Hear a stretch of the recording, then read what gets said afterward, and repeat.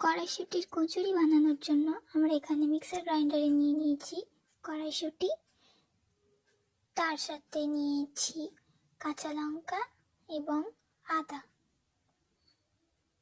বেশ অনেকটাই নিয়েছি আমরা কড়াইশুঁটির সাথে। তারপরে নিয়েছি অল্প জিরে, আর একটু নিয়েছি চিনি, আর সামান্য স্বাদ মতো নিতে হবে আমাদের নুন। তারপর এটিকে ভালো করে পেস্ট করে নেওয়ার পর দেখুন কি সুন্দর রংটা এসেছে, একেবারে সবুজ। একদম মিহি করে এটাকে পেস্ট করে নিতে হবে। তারপর সেটাকে আমি একটি পাত্রে রেখেছি।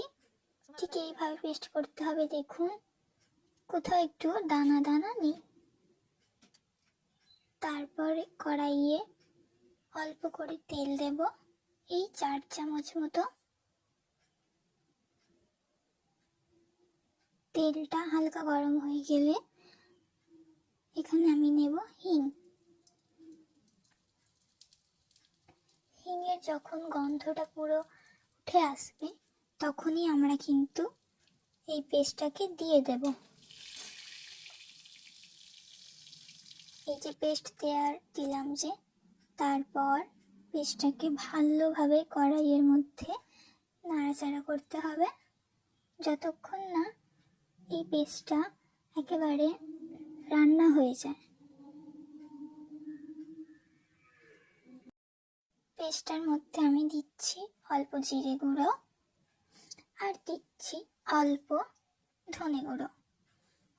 তারপর এটাকে ভালোভাবে নাড়তে হবে একেবারে মাখো মাখো হওয়া পর্যন্ত। এইরকম মাখো হয়ে যাবে যখন, তখনই আমরা ময়দার মধ্যে, এর ভিতরে ময়দা মাখার মধ্যে পুর দেব। পুর ভরার পর এটাকে ভালোভাবে পাকিয়ে নেব আমরা। এই যে এখানে বেশ কয়েকটি করে রাখা আছে। তারপর সেটাকে ভালোভাবে বেলে নেব। এই যে ঠিক এইভাবে। আপনারা এটাকে পরোটাও বানাতে পারেন। তারপর কড়াই গরম হওয়ার পর এর মধ্যে আমরা দিয়ে দেবো সাদা তেল। তেলটা গরম হওয়ার পরে লুচিগুলো এই গরম তেলে ছেড়ে দেব। দেখো কি সুন্দর ফুলে উঠবে।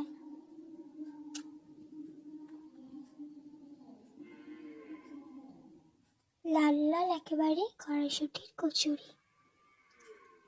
এইভাবে ভালো করে আমরা দু পিঠটাকে ভালোভাবে ভেজে নেব। তারপরেই রেডি আমাদের কড়াইশুঁটির কচুরি সাথে আলুর দমের সাথে। নমস্কার।